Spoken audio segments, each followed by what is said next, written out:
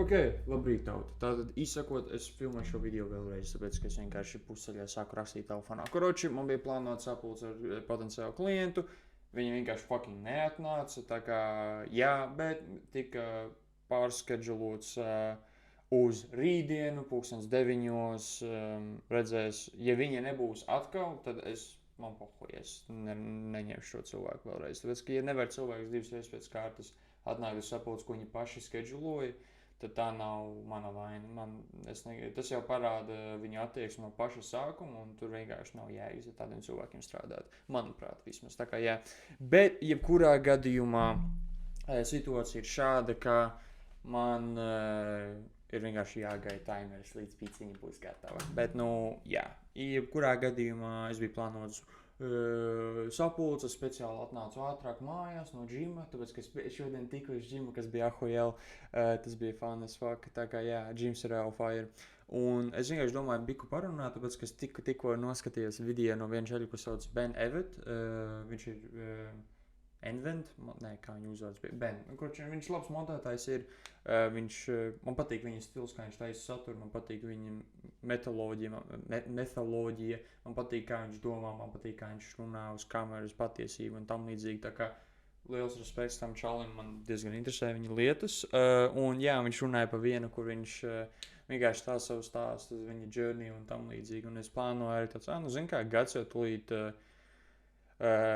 beigsies, jā, un es tā domāju, man bieži vien ikdiena ir vienkārši tāda, kā, bļaigi, man tik daudz jādara, man tas ir jādara, zaibau, es netieku līdzi, es esmu kaut kāds tipa failure vai ko, tāpēc, ka es nevaru izdarīt visu šīs lietas, es nevaru izdarīt visu šīs lietas, ko es gribu sasniegt, un tam līdzīgi, un visiem iet labāk nekā man, un blā, blā, blā, viss šitās tā fucking huņas, un es reāli tā kā tikko es vienkārši padomāju, un es tāds, ja godīgi, šis ir visproduktīvākais gads, kāds man jebkad mūžā ir bijis. Es sasniedzu samērā lielus mērķus arī. Pat mērķus, kurus es baigi neplānoju tā riktīgi sasniegt. Pirmkārt, es izvācos. Tas bija numur viens lieta, ko es gribēju izdarīt vispār šogad, ir vienkārši izvākties. Ja es būtu izdarījis kaut vai tikai to, es būtu vismaz pa pusē apmierināts. Es esmu to izdarījis. Arī es sasniedzu 90 kg, kas bija mans oriģinālais goals. Lai tāda es sasniedzu to goal 3 mēnešus, un tad es uztaisīju 95. Bet tagad es arī biju 95, tagad es esmu 93. Tā kā, jā, es nezinu, cik var redzēt, bet, ir biku uzskačāts, bet arī biku resns ir palicis arī. Tā kā, jā, biku tautsiem būs jānodzina kaut kāda. Es domāju, pa ziemu biku vēl pabalkot, bet uzreiz kā pavasars klāt jāsāk šredot. Tā kā, jā. Es arī nopirku mašīnu, es nopirku Žiguli, kas bija mana sapņu mašīna, un, ja godīgi, joprojām ir, un es viņu izbaudu diezgan labi. Man beigsies atbraukšana viņai, un tad es viņu dzenu uz garāžu, kur man viņa pasēdēs tur, es viņu gribu uzlabot, apstrādāt, biku salikt gaismiņas, padzīt rūsunos, piekrāsot biku, kur vajag, tur vajadzēja man blīvus nomainīt dzinējumu un tam līdzīgi, logo arī uztaisīt jaunu, biku atjaunot un kaut kā tam līdzīgi, tā kā jā. Man daudz kas tur ir noticis, bet, protams, vissvarīgākais, kas vismaz pagaidām man ir, un es ar biku parunāju vecākiem par šito, kas būs Ziemassvētkos jāizrunā kārtīgi, ir tas, ka es sasniedzu savu pirmo tā kā normālu, samērā ok uzņēmuma ienākumus, ienākums apgrozījumu, kas bija 8690 eiro, kas priekš manis tas ir rekords pagaidām, kamēr es filmēju. Es esmu pārliecināts, ka nākamgad es sasniegšu savu pirmo 10,000 mēnesi. Es esmu pilnīgi pārliecināts. Es biju uzlicis sev mērķi dabūt 15,000 mēnesī, kā vienkārši, šauju zvaigznēm tiec uz mēnesi. Bet es tiku pusceļā.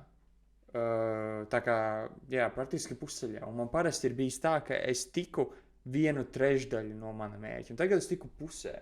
Tā kā es uzliku mērķi, ka nākamgad man ir jātiek līdz 30,000, bet realistiski es būšu apmēram 10, varbūt 15,000 mēnesī. Un es arī biku parunāju ar vecākiem, es viņiem neteicu daudz, bet es teicu, ka man būs labas ziņas ap Ziemassvētkiem, kuras es vēlēšu viņiem pateikt, un viņiem nav mazākās jausmas, par ko es runāju. Tā kā jā, tas būs foršs pārsteigums. Tas, ka es grasos viņus retire, ka viņi ir atvaļinājumā, ka viņiem ir savu pensiju, ka viņiem vairs nav jāstrādā, un es saku, ka es domāju vismaz, ka es apmēram ātrākais 1,5 vai 2 gadu laikā, līdz 3 gadu laikā es viņus varēšu, viņiem nevajadzēs vairs strādāt. Tā kā, jā, tas, ka man ir diezgan daudz lielas iespējas parādījušās man priekšā, man ir diezgan daudz prasmes, kuras es iemācījos no darbiem, kurus es paņēmu, kurus, ja godīgi, es diezgan lielu risku uzņēmu, un labi, ka man tas atmaksājās. Es atceros, ka man tas risks bija tajā brīdī, kad es filmēju, bija vēl vasara, es filmēju video, kas bija ritīgi, man bija tāds liels stress par to, ja viss aizies pilnīgi dirsā, bet beigās viss aizgāja vienkārši, varbūt haļava, varbūt skills, varbūt kaut kas pa abiem, bet jebkurā gadījumā kaut kas sanāca. Un man bieži vien ir tā, ka es neko tu nahuj neesi izdarījis, tev vajag vairāk, tev vajag šito, tev vajag to, bet es tagad tā reāli padomāju, man šis gads ir bijis diezgan traks, un arī tas, ka es strādāju ļoti daudz, es tā godīgi, es pagaidām uzreiz atceros varbūt 2, 3 lietas bez darba, kas notika. Bija ceļojums uz Jūrmalu, bija ceļojums uz Lietuvu, kas man tur bija vienam pašam un ar draugiem arī pēc tam. Bija Čehija arī, jā, es aizmirsu par to, ka tad, kad es skatījos Čehijā savu telefonu, es biju sasniedzis savu pirmos 10,000 nopelnīts kopā, ja es atceros pareizi. Un tas bija diezgan tā kā surreal, un tad palika 20,000, un tad 25, un tagad gandrīz 30,000. Tā kā, ja es sadalu savu nopelnīto, ko es esmu nopelnījis, kur man straips ir? Man ātri jāizrēķina ir. Tāds, ka man es izrēķināju pareizi pagaidām, tas ir tagad 27,4 tūkstoši, tā kā 27 dalīts 12, tā ir pilna alga, vairāk nekā Latvijā maksā 2,3 tūkstoši apmēram nopelnīts. Protams, nodokļi un tam līdzīgi, bet tik un tā. Tas ir arī, man nav daudzi invoice vēl iemaksāti, un man vēl viens šels no tā projekta ir parādā 450 eiro, man liekas, tā kā man vajadzēs ar viņu parunāt kaut kad. Bet jebkurā gadījumā iet tīri ok, un īpaši tas, ka es vienā mēnesī nopelnīju 8,690 eiro. Tas priekš manis ir diezgan absurdi, tāpēc, ka tas ir gandrīz 9,000, un gandrīz 9,000 ir gandrīz 10,000. Un es arī iemācījos, kā tas ir operēt manu komandu, un man iemācīties visas šīs prasmes, kas vajadzīgas komunikācijas, un viss tas pārējais. Un trakākais ir tas, ka es vienkārši jūtu, ka varbūt sākot ar nākamu gadu būs pirmais gads, ka es reāli varbūt mazliet sapratīšu, ko es reāli daru. Tāpēc, ka pagaidām viss šitas ir gandrīz uz fucking haļavu. Tāpēc, ka man nav ne mazākās poņas, ko es reāli daru. Es vienkārši daru. Un ja kaut kas sanāk, tas ir forši. Ja kaut kas nesanāk, pizdiec, ko lai dara. Piemēram, tagad man bija sapulkt plānot, vienkārši nenotika. Cilvēks atcēla pēdējā brīdī un tagad pārliek uz rītu.